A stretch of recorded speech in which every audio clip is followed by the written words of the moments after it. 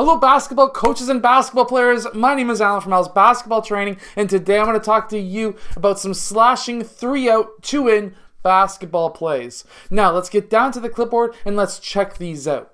Okay, so in this first play we're going up against a man-to-man defense, and what we're going to start with is player 1 passing the ball over to player 3 and player 5 using player 4 as a screen to pop out towards this wing. Now, what's going to happen here is player 1 is going to set a screen for player 2. Player 2 is going to use that screen, and we're going to have player 2 then cutting across the perimeter, and he's going to be doing a dribble handoff with player 3. Now, player 2 is going to then get caught on either player 1 or player 3, one or the other, hopefully on at least one of those players.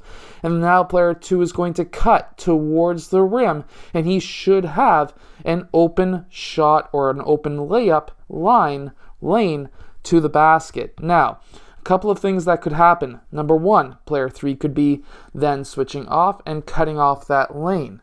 Number 2, we could also have instead player 4 playing help defense, where if that's the case, player 4 could be open for a bounce pass and a layup, or help defense again and a kick out for a 3-point shot. This is why I always say to all my players that every player should be able to play every position, because now player 5, who's a center, is going to be caught out in the perimeter where he should hopefully be able to take a 3-point shot. However, that's a backup of a backup plan. If, however, instead we had that switch, what I want to see now is player 3 setting a screen away for player 1, who is then going to be popping over. Let's say player 3 cut off that lane. We now have player 3 who's open for a mid-range or 3-point shot as a backup option. Now, in this next and second play, this is a very popular play that the Toronto Raptors used to run between DeMar DeRozan and Kyle Lowry. Congrats to Kyle Lowry for making that massive contract deal for 1 year. Anyways, player 1 is going to do a dribble handoff over with player 2. Player 2 is going to receive that ball, and player 4 is going to be setting a back screen on player 3. At this time, player 5 is going to be popping out towards the 3-point line, and player 2 is going to be then dribbling off of player 1. Player 2 could take that shot, but what we're looking for is the backdoor cut from player 3, and this would be a lob pass in for either an alley-oop dunk, or this could also lead to an open, just easy layup.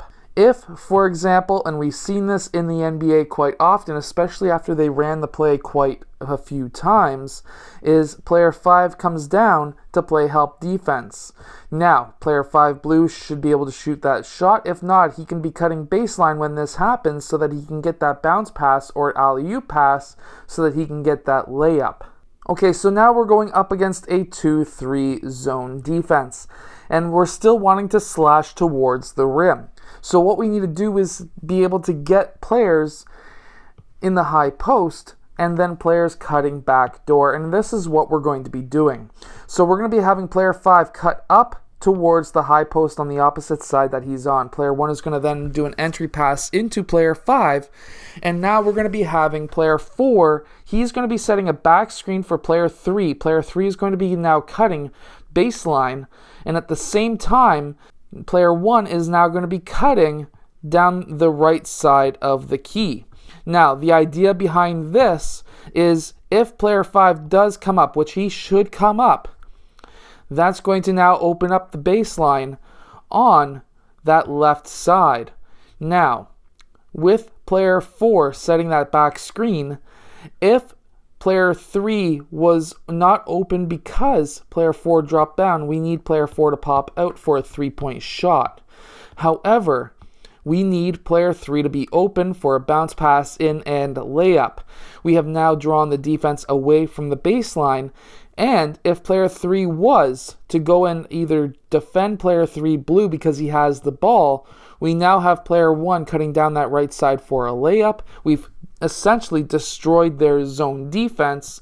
Or if player 5 just doesn't pop up at all, then player 5 blue has a mid-range shot, and already 2 players, and with himself following his shot, 3 players to gather the rebound. Okay, so now we're going up against a 3-2 zone. And now we can go and run some different types of offenses again to get the defense away from the baseline. And how we are going to do that is by having both player 5 and 4 cutting up towards the free throw line or up towards the elbow. Whichever player is open, we need to have player 1 pass to that open player. And now what's going to happen, that's going to draw player 5 up and player 2 in. That's going to draw player 4 over to defend the key, and that's going to bring player 3 in. At this time, what I want to see is player 2 setting a screen over for player 1. Player 1 is going to use that screen, and he's going to be cutting out. Now, when he's cutting out towards the baseline, if this draws player 2 over to him, then what I want to see now is player 4, he is going to be cutting across the key really quickly while this line is happening with player 1. That's now going to be drawing player 2 in, defending both of these players. We now have player 2 who is now going to roll towards the basket, where this could be a quick bounce pass and one dribble, which would then draw player 4 up. We've collapsed the defense essentially, where player 4, blue, is now open for a layup. Player 3 is sagging down because player 3 is coming in to defend. We now have possibly player 3 open for a 3-point or mid-range shot or even cutting baseline. So we've essentially destroyed their zone defense. Now, if this is a zone defense that's inexperienced, this is how the defense is going to look. If this is an experienced defense, this play may or may not work, but this next play that I'm about to show you will. So in this next play, we're going to be having player 4 setting a screen up for player 1, which is going to bring player 4 just a bit higher on that zone. We're now going to have player 1 dribble off of that screen, and at the same time, we're going to have player 2. He is going to be cutting towards the baseline. Now, after that screen, we're going to have player 4 rolling towards the basket. What's going to happen now is player 4 now needs to defend 2 players. He needs to defend player 4 because that's an immediate threat to a score, which now leaves player 2 open for either a shot or what I would prefer is him cutting baseline. Now, the reason why I would prefer him cutting baseline is because player 1 could pass to player 4, who could then touch pass it down to 2 for a layup. Or what could happen is if player 4 is really defending the middle, same as player 5, this could leave player 2 wide open for a floater or also a quick shot. Now, at the same time, I would prefer also to have player 5 come up and set a back screen on player 2 for player 3 to come down towards this mid-range area, because that allows a relief pass from player 2 in case player 4 was to pop down to defend that layup. He could kick it out to player 3 for a mid-range shot. But he is merely just a relief pass just in case player 2 blue gets caught up and stuck. Now, I hope that these plays help your team win more games. If they do, let us know in the comment section below. I would love to hear from you. If you have any ideas, again, let us know down there, and I'll see you guys again later on today for the second video of the day.